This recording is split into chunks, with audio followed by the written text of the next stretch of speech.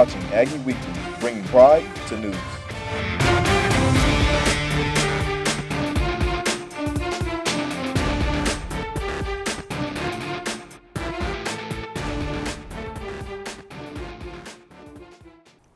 Hello and welcome to Aggie Weekly, where we bring pride to news. I'm Jatori Bartell. And I'm Lauren Everett. A&T and Guilford Technical Community College have partnered in an independent and joint research partnership in cybersecurity. The program will give GTCC students the opportunity to perform biometrics and malware detection statistical analysis over the summer. A&T's chairman of the Department of Computer Science, Dr. Jerry Dozer, created the program with Astrid Todd, GTCC's program director of cybercrime technology. The union between the two schools was established as a way to increase STEM pathways for students and enhance their educational experience. North Carolina was awarded $6.1 million from the U.S. Department of Education to help with kindergarten assessments. This is all a part of the $15.1 million assessment enhanced program. According to the news release from Education Department, the grants can be used to chart student progress, measure student academic achievement, and many other student assessment measures. North Carolina was one of several states to receive this grant. The city of Greensboro has decided to give the International Civil Rights Center and Museum $1.5 million to keep the museum up and running. This is only if the audit reports that are given are clean.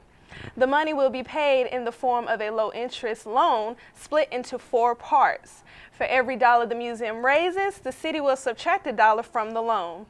The museum recently held a telethon where it raised nearly $100,000. This August marked 50 years since the March on Washington. The International Civil Rights Museum in Greensboro held a discussion to remember the march and the lessons we can use to create society's change. Ian Mitchell-Deere reports. I think this has been one of the great days of America. Voices from the past were the subject of discussion at the International Civil Rights Museum in Greensboro. The discussion, led by the museum's director, Mr. Bamidele Demerson, was to honor 50 years since the March on Washington, a colossal undertaking at the time. And the short period of time to prepare and get everything ready, it was remarkable. And I think people remember that remarkableness, that sense of determination, that sense of resolve to make a change. Dr. Sharon Cook, a professor at A&T, noted that the same opportunity for social change exists today. We're still dealing with lots of the covert issues and some of the things that we talked about on the panel tonight, from voter suppression, from oppressive policing, legislation and laws, issues in an academic and educational achievement gap. Looking back 50 years at great events can make the people at the center look larger than they appear, but change can be brought about by anyone. Ordinary people can make extraordinary changes. That's important. Everyday people were at the March on Washington. Everyday people were members of those organizations that organized the March on Washington. The greatest lesson to be learned from the March on Washington? There is still work to be done. 100 years, still the descendants of Africans, the descendants of enslaved people say that we still are fighting for freedom, and we're still fighting for jobs, we're still fighting for fair housing, we're still fighting to be recognized as human beings, and that we are dignified people. In Greensboro, I'm Ian Mitchell-Deere. Dr. Linda Callahan, a professor in the Department of Journalism and Mass Communications, recently won the Robert P. Knight Multicultural Recruitment Award. The award is given to individuals or organizations that make it their priority to promote diversity in the school media programs. Dr. Callahan funded the annual High School Media Day program, which is a journalism workshop given for students in Greensboro at A&T. North Carolina A&T placed in the U.S. News and World College Rankings. Out of 70 HBCUs, A&T ranked number 8 in the nation and number 1 in the state. The university also ranked number 75 for industrial, manufacturing, and system engineering in the U.S., and number 18 for best online graduate computer information technology program. North Carolina A&T also ranked number 53 out of 300 listed colleges and universities in the nation according to Washington's monthly 2013 college rankings. So the 2013-2014 school year has started off well and have a whole new set of student leaders in the Student Government Association. NC-A&T's new president is Carnisha Sierra Turner, VP of Internal Affairs Isaiah Gunyard, VP of External Affairs Melanie Jones, Secretary Kayla Baker, Treasurer is Alexis Cash, Miss North Carolina A&T is Ambria Neal, Mr. North Carolina A&T is Anthony Fitzhugh. Chief of Staff is Anjanette Hunt, and Parliamentarian is Jatori Bartell. Congrats, Jatori. Thank you.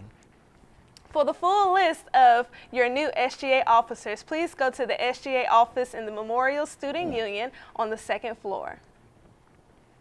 So Lauren, did you hear about that new documentary being shown in Greensboro? I sure did. I was actually there. Well, when we come back, we will give you all the details.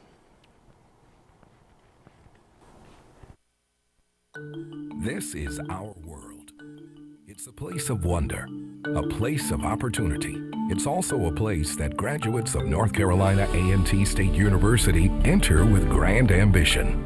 Classrooms, hospitals, corner offices, laboratories. These are the places where our students flourish. It's proof our graduates leave here prepared for the careers that await them. It's why you'll find Aggies everywhere making a difference in the world.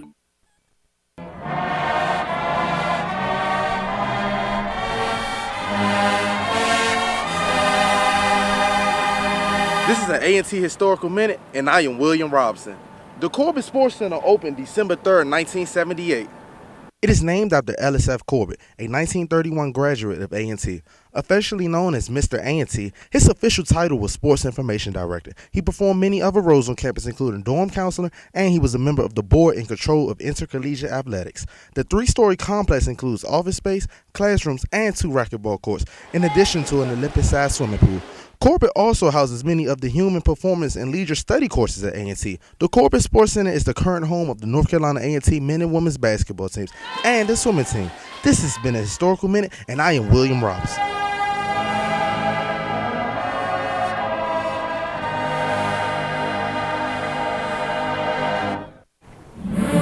The College of Arts and Sciences is the largest college at North Carolina A&T in terms of students, faculty, and number of courses taught. Our students gather to research the causes of climate change and meteorology, study human depression and social work and biology, and perform on Broadway. The university and community relax in the cradle of arts and sciences through WNAA, the University Gallery, our HDTV studio, and the award-winning University Marching Band. Visit us online.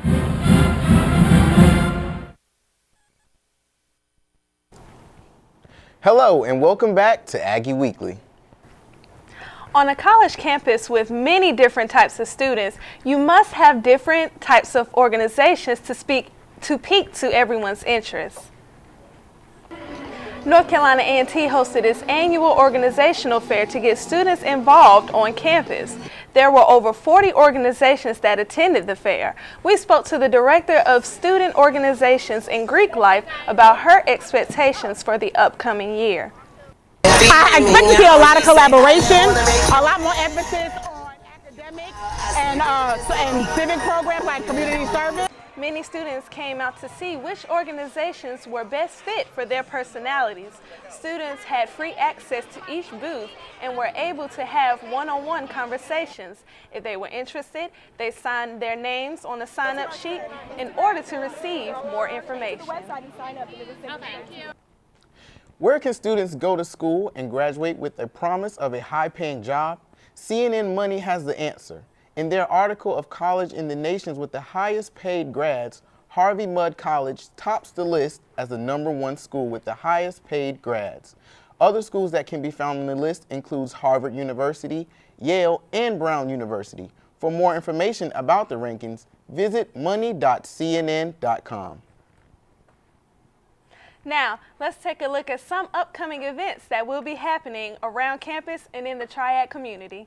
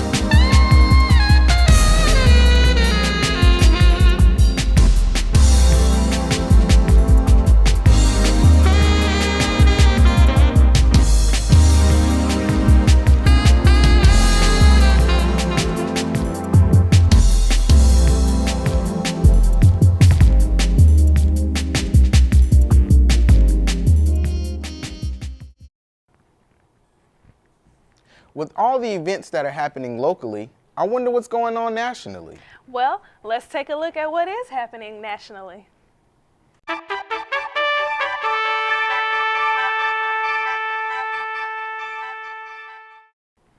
The medical examiner on the Trayvon Martin case has been fired. Shai-Ping Bao was released from his job as the associate medical examiner. According to his termination letter, he had the option to resign but chose not to. Bao says he is not going down without a fight. He hired a lawyer and there could be a possible lawsuit. A 4-year-old boy dies from a rain-eating amoeba. Naegleria fowleri was found in the waters of Louisiana. According to state officials, the water is safe to drink, but they caution against water getting in the nose. Naegleria fowleri can be found in warm, fresh water, hot springs, and in the southeastern parts of the United States. Another tragedy has happened here in the U.S. on Monday, September 17th. 13 people died during a shooting massacre at the Washington Naval Yard. Authorities believe Aaron Alexis acted as the lone shooter. Alexis was shot by police, leaving the questions of why this happened to be unanswered. While in Geneva, Secretary of State John Kerry talked about Russia chemicals weapon being used in Syria. He is hopeful that the negotiations will restart a new plan. He also hopes that the negotiations will help bring an end to Syria's civil war. In sports, the Aggie football team is now 2-0 after their win against Elon University, of course. The next game will take place Thursday, September 26th on ESPN. The volleyball team has a player who seems to be on top. Ian Thompson has the story. Sophomore outside hitter from Indianapolis, Indiana. Growing up in Indianapolis, Alina played several sports. When I was very little, I played like soccer and did gymnastics and basketball as well. Eventually, she decided to focus all of her attention to volleyball. I love the intensity of the game and just the passion on the court. I enjoy winning. Earlier this month, Alina helped lead the Aggies to their first September win in 3 years. She has been named to the All-Tournament team 3 times already. It feels good because I have confidence that we're going to do good things in the future. And right now we're playing a lot against a lot of experienced players. So that's just a good sign for the future. She helps with her teammates, and she came here to build this program. So she's got strong character, and she's got a feistiness about her that wants to win. Alina's teammates also recognized her natural leadership ability and voted her as one of the team captains. When she had to say something, she'd say it. She wasn't real commanding about it. She would try to say it in the nicest way possible, and we respect that. Vocal and lead by example. I think a lot of times as a leader, I have to step out of my boundaries and say things that others would not be as comfortable saying. The team was pretty unanimous about selecting her as a captain, which proves that everyone likes her, they respect her, and they want to follow her. Off the court, Alina is a biology major who spends most of her time studying.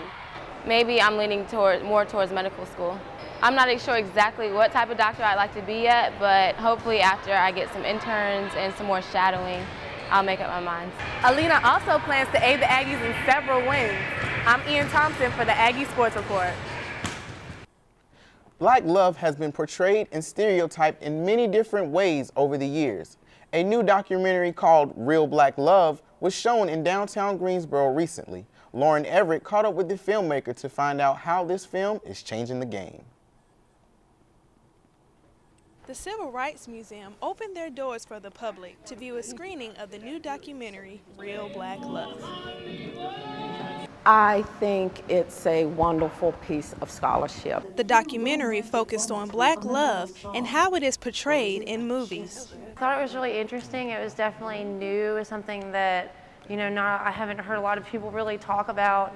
Filmmaker Daryl Pitts and A&T's very own Sharon Warren Cook led a spirited open discussion to answer viewer questions and to get their feedback. I wanted to see if he felt as though there was an actual repression from the industry itself, or if he felt like maybe people were afraid to tell their stories. And I feel like I really got that answer tonight. I feel like he thinks that it can be done if you're willing to put in the motivation to do it.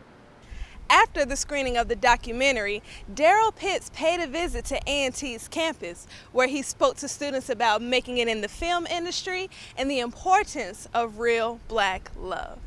Love is very much a needed subject that we need to talk about, we need to see, we need to hear in all forms of media. Having spent about 20 years in the entertainment business, Pitts was eager to enlighten students on what leads to success in the film industry.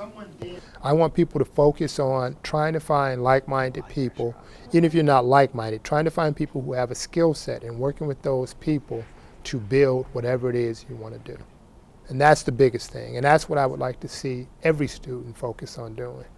With Aggie Weekly, I'm Lauren Everett. On this day in history, in 1851, the first edition of the New York Times was published by Henry Jarvis Raymond.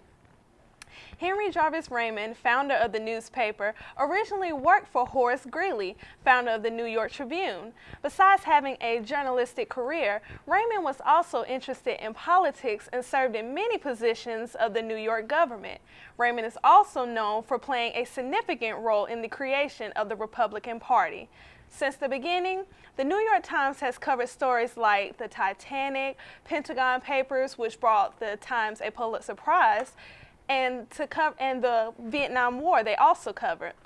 The New York Times has become digital, making it easy for more people to access daily. The Times website includes features like subscriptions, daily news, and even cartoons.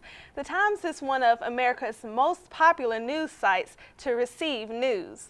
It also has a reputation for providing realistic news coverage. It is still one of the most popular newspapers in the metropolitan area today. Well, that concludes our show for today. Tune in next week for more on-campus, local, and national news. I'm Jatori Bartell. And I'm Lauren Everett. See you next week.